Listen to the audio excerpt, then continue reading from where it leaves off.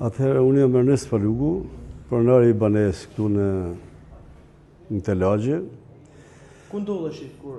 Realisht, unë me qenë se jam edhe nën punë si Bashkisë Vaudense me detyrë përgjegjësi sektorit pyjeve, dola për të pa projnë glinë edhe lumbin gjadër, të kura gjadrit, nivelin ujit. Pasi mori në telefon gruaja ime, më tha që ka hyrë ujë në banesë, unë kam lëviz me makinën time dhe kam marrë dhe kam hyrë këtu mrena dhe kam pa një vërshim të përmytjes në masën mbi 1,50 cm ujë mrena, një dam kolosal me dhomë gjumi, me guzhin, me pajisje që kam pas të mrena për mrena. Tentova me çu këtë tovalina karrige, po niveli ujit i hodhi sipër, bani damet pa para, me frigorifera, me të gjitha, dhe me thani ka zirë jashtë përdorimit.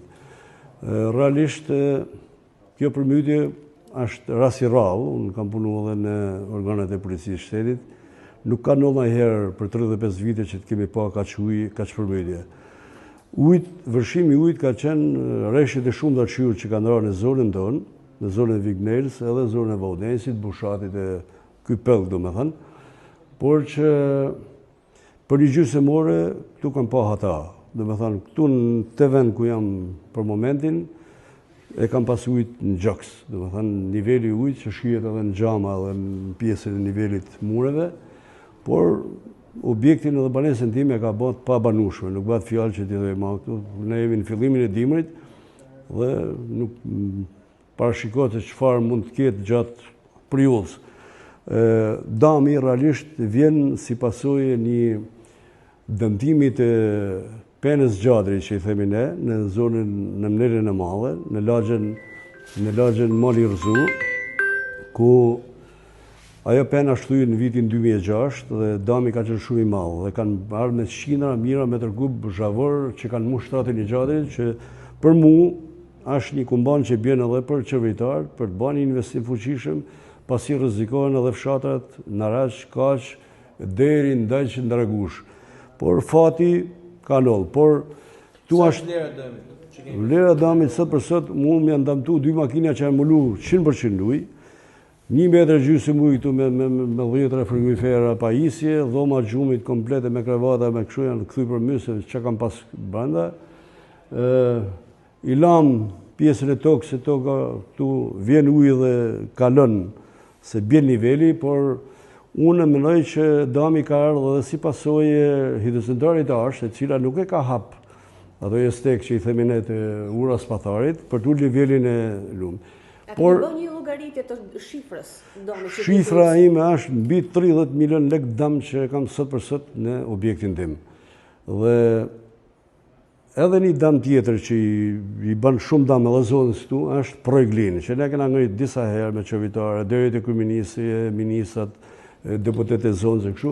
Projglin është një prujë i cili ka prurje të shumta që dëmton sipërfaqen aty. Unë falenderoj Kryetarën e Bashkisë që para një viti ka hap atë prurë dhe ka bën atë ndërhyrjen, por mos ishte bënë ndërhyrje, domethënë ishin përmyt edhe lagje tjera të objektet e biznesit Vëzhgjet Dodani, të lagja këtu që i themi ne dush, e disa banesa tjera. Jo se nuk janë përmyt edhe ato kanë problemet e veta, por që duhet në mënyrën më urgjente qeveria të marrin masa, jo për objektin tim, se unë nuk do të jetoj më as ditë tu, as do të punoj, pasi nuk kena asnjë lloj garancie, por që të investojnë paktën për këtë pjesë të qytetit edhe banorëve të Vaudensit, për të investuar në Projglin, për ta vjesh me gjenatur dhe rruga nacionale që është rruga verindore që është unaza e qytetit, duhet patjetër ato e ka dëmtuar edhe një herë para 3 vitesh, por që duhet të investohet jo me tumbina, me tuba kullimi, duhet një urë e madhe me 2 haqet paktën, që të përballojnë prurjet e ujit që vjen nga zonat, të fillu nga Çafatllaçi, zona edhe për të përballuar kalimin e ujit. Pse shpreheni se nuk do të jetoni më këtu? Çfarë do bëni? Do largoheni? Jo sa që nuk do të jetoj më këtu. Nga ky moment thjesht veç do bëj një pastrim, kjo nuk më shërben më as për magazin, se nuk kena asnjë lloj garancie pasi kam pa hata. Unë me gruan time kam pas ujit dje, domethënë në gjoks. shifet edhe niveli ujtë tu, por nuk do të them, është një diçka e mbi natyrshme, nuk mund të fajsojmë as bashkinë as shtetin për këtë pjesë, pasi këto probleme kanë ndodhur. Por nga shteti, unë edhe banorët e zonës, se mund të flas edhe në emër të tyre, ne kërkojmë që të bëhen investime të fuqishme, jo me vlera të vogla. Bashkia Vodesë nuk e ka mundësinë me taksat e me shërbimet që ka që ta mulojnë këtë lloj shpenzimit. Pra këtu duhet një dorë e fuqishme nga shteti shqiptar për të bërë taben ose i thon Apena Gjadrit në fshatin Mali Rzugut të Nelës Madhe, komuna Vignel, ose njësia vendore Vignel, si edhe projnë linë për ta vjesh edhe për ta bërë me koshatelit edhe me vjesh me argjenatur, si edhe ndërhyrjen që mund bate rruga nacionale që ashtu për të bërë një urë me 2 haqe për të përballu prurjet që bjen atje. A keni pasur të siguruar banesën dhe biznesin tuaj? Edhe herë? A keni pasur të siguruar banesën edhe realisht, unë e kam pas shtëpi banimi dhe jam në momentet e para që e kam hap minibar, thjesht për të shërby, po unë jetoj vetë tu. Kjo është banesa ime, shtëpia ime. Realisht, nuk mund t'i kërkoj unë hesap as pushtetit vendor, as qeverisë shqiptare, sepse këto janë fajt e mia. Se realisht ne këto ndërtime duhet ishin studiu për mos i pas të pasoja këto probleme.